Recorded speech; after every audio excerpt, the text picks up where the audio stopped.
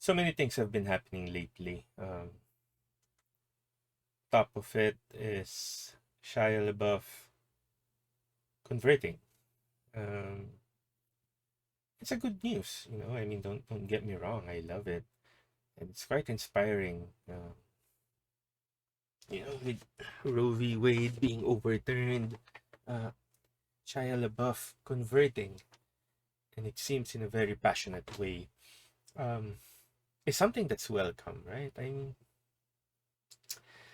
think it's something to celebrate for, not only because he's a celebrity, but you know, everyone, uh, at least desiring, to transform their lives is something worth celebrating. Time will tell us if Shia really had a 180-degree turn.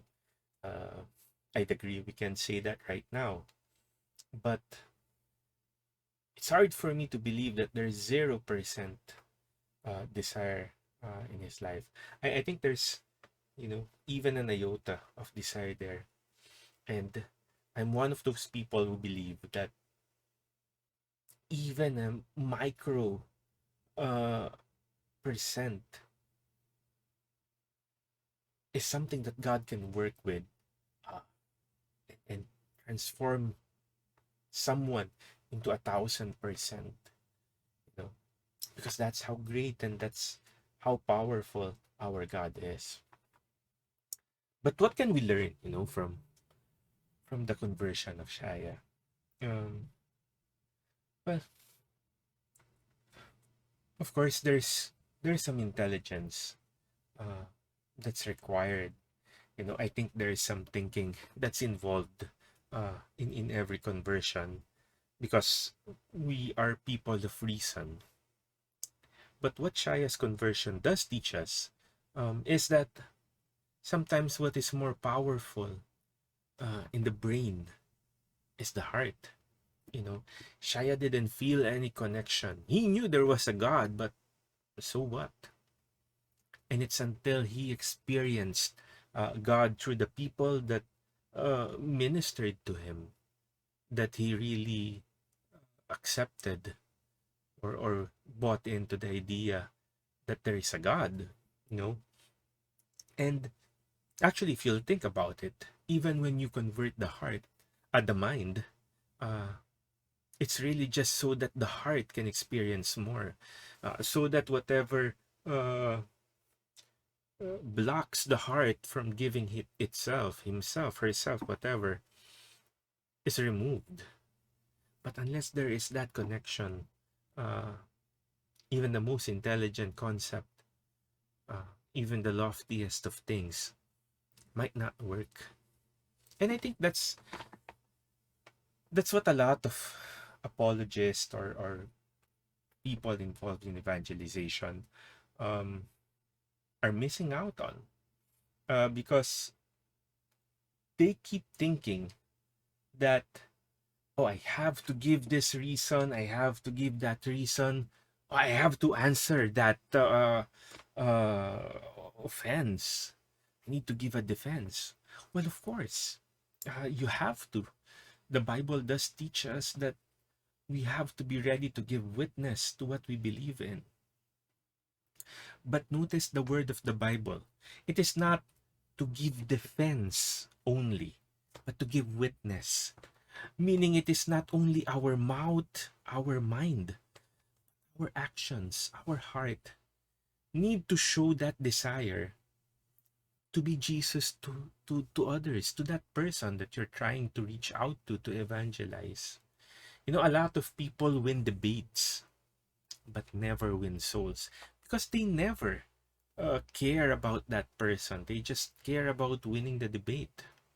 And I always go to my favorite saint, Saint Bernard of Clairvaux. He's such a great debater. I think there's no debate that he ever lost to. But I also think that there is no debate that he stayed and um, basked in his success. No. In fact, a lot of the people were complaining that They wanted to congratulate the saint. They wanted to to, to give him their words of appreciation and honor, but he is nowhere to be found. And that's because Saint Bernard doesn't care about the glamour of winning debates. What he cares about is correcting what is wrong. What he cares about is clarifying what God has left us in the church. And that is why I believe the majority of the people that Saint Bernard converted was not because of his eloquence, but because of his life. He walked the talk. He talked the talk during debates, but he also walked the talk in his life. You know, all the royalties of Citriu, I don't know even how to pronounce that, joined him. It's not merely because of his eloquence, but because they saw authenticity in the man, in the saint. Now, that brings us to you, to me, you know, well, especially me. I give reflections almost every day, but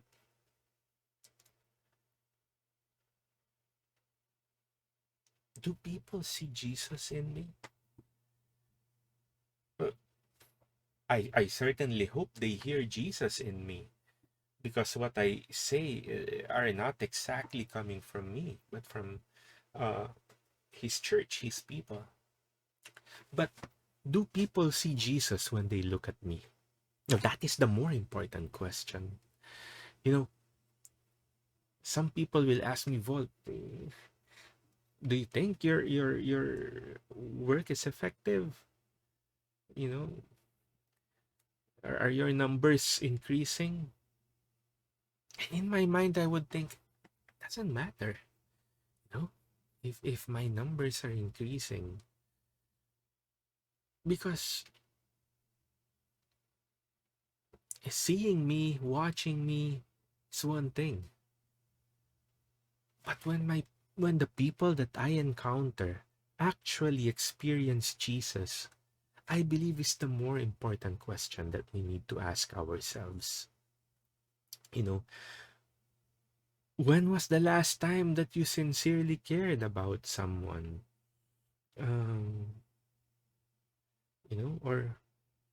or do you only care about those that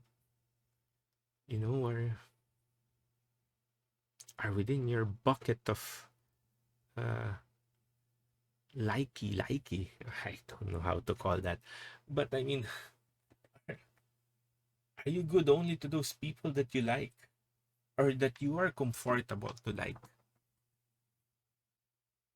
Or do you heed Jesus's word, love your enemies?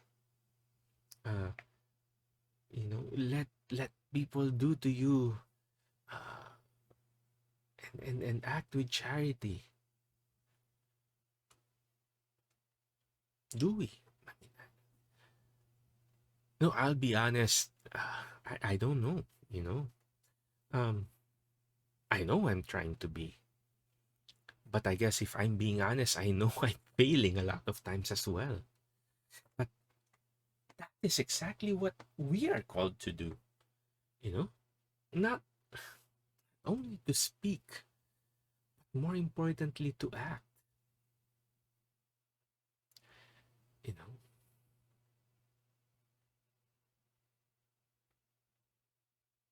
Peter, the apostles, they're not exactly learned men, and yet, after the Pentecost, in a matter of a few minutes or a few hours, 3,000 people converted. Is it because Peter spoke wonderfully? Go ahead and look at the gospel, and you will see that he was actually telling people that you are all to blame. You know, That's not exactly how you convince people to follow you, telling them they are mistaken. But you see, when they looked at Peter, they saw the Holy Spirit in him. They saw his authenticity, his sincerity, and this made them trust him. A lot of people fail the task of evangelization because they end at evangelization. What do I mean? People defend the faith, people even do good things, love, simply to win that person, which is not necessarily a bad thing. I mean, of course, we need to win. But you see, them winning that person is the end in itself. What do I mean? It's like, I am not trying to convert someone or evangelize someone because I love that person or because I want him to be a part of me in the family of Christ. No. Sometimes we are evangelizing and doing all our tasks as Christians simply because we are trying to keep tabs, probably to God, probably to ourselves. And that is where we fail. Because when you do the task, as Rohel Plata, someone I've come to love with one speech.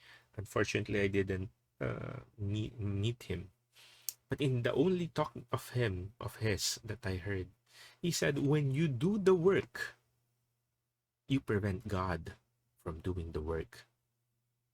And it is exactly that which we want.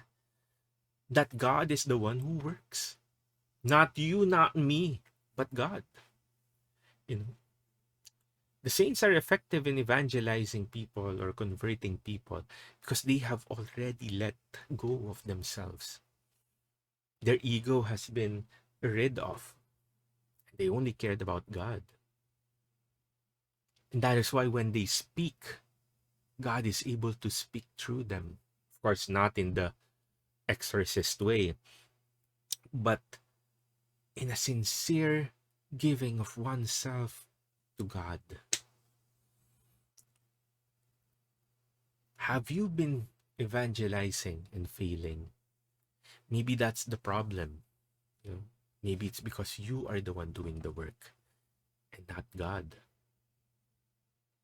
Maybe you're too hung up on perfection.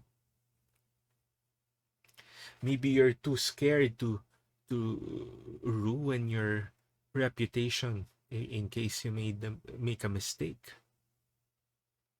Those things are not necessarily bad, but as I always say, if that becomes the end, then that becomes the problem. you know but I think the bigger problem actually, it's not just how we evangelize, but whether we actually evangelize. When was the last time you talked to someone about God?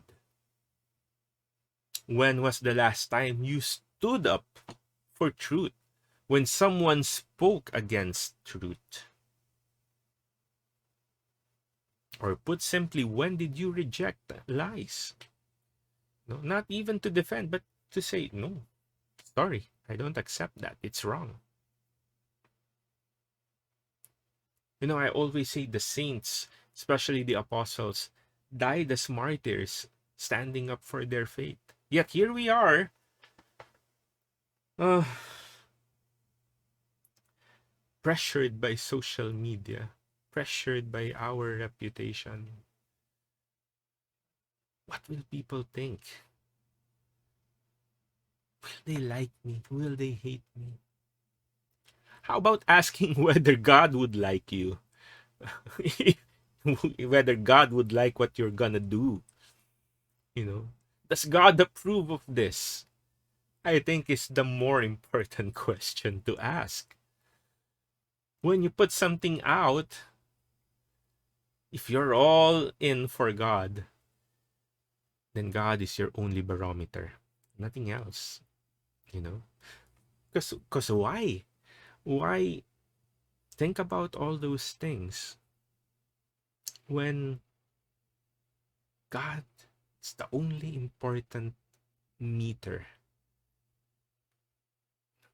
Of course, you'd listen to others, but always in the context of God.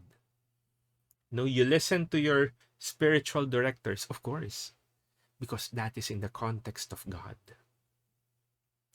You listen to the church because the church is what God asked you, or who God asked you to listen to.